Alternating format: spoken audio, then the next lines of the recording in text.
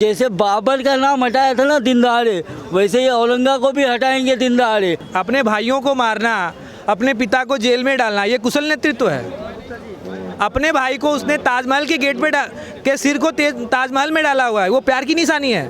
आप ताजमहल को प्यार की निशानी मानते हैं कि शाहजहां का मकबरा बनाया गया, लेकिन उसके पीछे ये भी तो रीजन है कि वो अपने भाई का ही गला काट के उसके गेट पे डाला हुआ है। तो इसको प्रेम की निशानी आप मांगते हैं? आपने उनसे पूछा कभी कि कुशल नेतृत्व किसको बोलते हैं? नहीं तो अपने भाइयों को मारना कुशल नेतृत्व है। कहा यह जाता है कि सरकारी खजाने में से कभी कुछ खर्च नहीं किया, खुद टोपियां सिलते थे, उससे अपना खर्च चलाते थे। टोपी सिलते थे एक दिन में, वो कितनी टोपी सिलते थे और टोपी बेच के कितना पैसा कमाया उन्होंने जजिया कर से पैसा कमाया ना, लोगों को मार के ही पैसा कमाया ना। वो बाहर क्या आक्रांता थे, यहाँ पे क्या करने आए थे? यहाँ पे तो लूटने आए थे ना, कि घर बसाने आए थे? यहाँ पे किसी का विकास करने आए थे? उनका सिंगल मोटो था कि वो किसी भी तरीके से लूटे।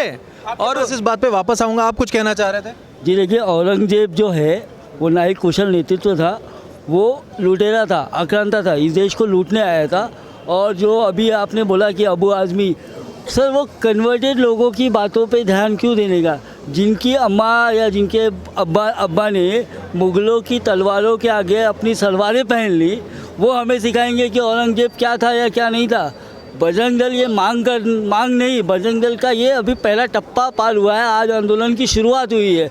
और बजरंग दल ने ये चेतावनी भी दी है सरकार को कि अगर औरंगजेब की कब्र नहीं हटेगी तो फिर हम उखाड़ने पे आए तो फिर बहुत भारी पड़ जाएगा सरकार को। और हिंदुत्ववादी सरकार है हमारी, और हिंदुत्ववादी सरकार होने के लिए ही सिर्फ हम उनको अल्टीमेटम दे रहे हैं कि हमने उनको समय भी दे रखा है। हमारे प्रांत के या हमारे जितने भी संयोजक हैं उन्होंने दिया हुआ है उनको कि हम इतने दिन का समय देते हैं, इतने दिन में अगर कब्र नहीं उठेगी तो जैसे बाबर का नाम हटाया था ना दिन दहाड़े, वैसे ही औरंगा को भी हटाएंगे दिन दहाड़े। और किसी की जो ये क्या बोलते हैं ओवैसी या चाहे अबू आज़मी या चाहे वारिस पठान, ये खुद ही कन्वर्टेड है। ये हमें सिखाएंगे क्या?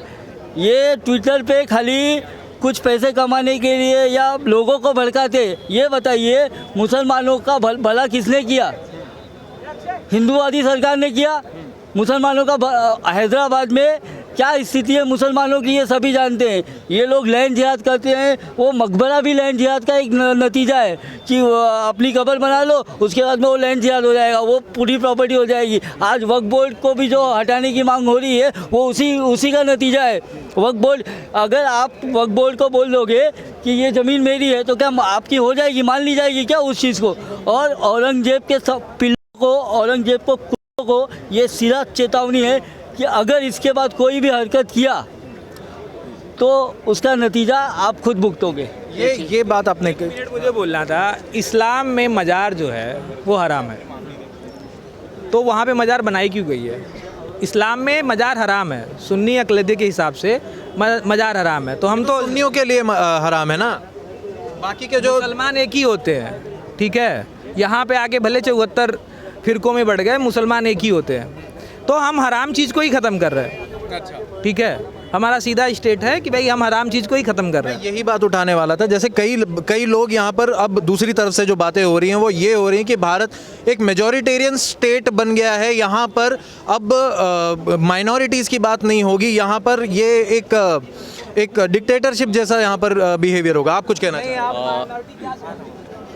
अगर इंडिया माइनॉरिटी है, इंडिया में वो माइनॉरिटी है, तो इंडिया की सेकंड लार्जेस्ट पॉपुलेशन किसकी है? इस्लामिक है। और ये इस्लामिक तुष्टीकरण के लिए बोला जाता है कि वो माइनॉरिटी है, अदरवाइज़ कुछ भी नहीं है। अच्छा पॉइंट बोला। आप 25 करोड़ लोग माइनॉरिटी में होते हैं। कौन सी देश की पॉपुलेशन 25 करोड़ है पूरे वर्ल्ड में? मगर सरकार, बात तो यही उठ रही है ना कि सरकार मेजॉरिटी यहाँ पर जो हिंदू 25 करोड़ की जनसंख्या होना माइनॉरिटी है आपके हिसाब से? नहीं, मान लिया कि अगर ये सेकंड मेजॉरिटी इस तरीके से बात किया जाए तो सरकार आज जिस सरकार पर ये प्रश्न उठ रहे हैं कि ये सरकार जो यहाँ की पहली मेजॉरिटी है, हिंदू हैं, इनके तरफ से ही बात कर रही है। क्या मतलब आपका प्रश्न ही कुछ समझ में आया? क्या आप बोल रहे हो आप? मुसलमानों के जो मुसलमान चाहते हैं कि औरंगजेब की कब्र रहे। नहीं चाहते हैं, कुछ लोग चाहते हैं। आप अपनी बात को करेक्ट कीजिए। सारे मुसलमान नहीं चाहते हैं कि औरंगजेब की कब्र हो, कुछ मुसलमान चाहते हैं, कुछ कट्टरपंथी चाहते हैं। मैं सिर्फ दो ही विषय रखना चाहूँगा कि औरंगजेब का विरोध क्यों होना चाहिए। सबसे पहली बात तो औरंगजेब ने इस देश के जो लोगों पे जुल्म किए हैं उसके बारे में हम सभी को अवगत होना बहुत ही ज़रूरी है। जैसे सबसे पहले उन्होंने जजीरा टैक्स लगाया। अब जजीरा टैक्स क्या था कि अगर हिंदुओं को इस देश में अपने धर्मों का पालन करना है या अपने रीति रिवाजों का पालन करना है तो सबसे पहले उन्हें कर देना पड़ेगा। दूसरी बात कि उन्होंने हमारे मंदिरों को तोड़ा। तीसरा कि उन्होंने धर्मांतरण करवाया। अब मुझे नहीं लगता कि ऐसे शासकों का हमारे देश में कोई आदर्श मानने वाला भी व्यक्ति होना चाहिए, जिसके कारण हम सब आज औरंगजेब का विरोध करने आए हैं, उनके कब्र का विरोध करने आए हैं। और ये राज्य सरकार और केंद्र सरकार तथा सभी प्रशासन से निवेदन रहेगा कि इस चीज़ पे जल्दी से कार्रवाई हो, अन्यथा हम सभी बजरंगी भाई इससे भी पुरजोर विरोध करेंगे। जय श्री राम, जय श्री राम, जय श्री राम।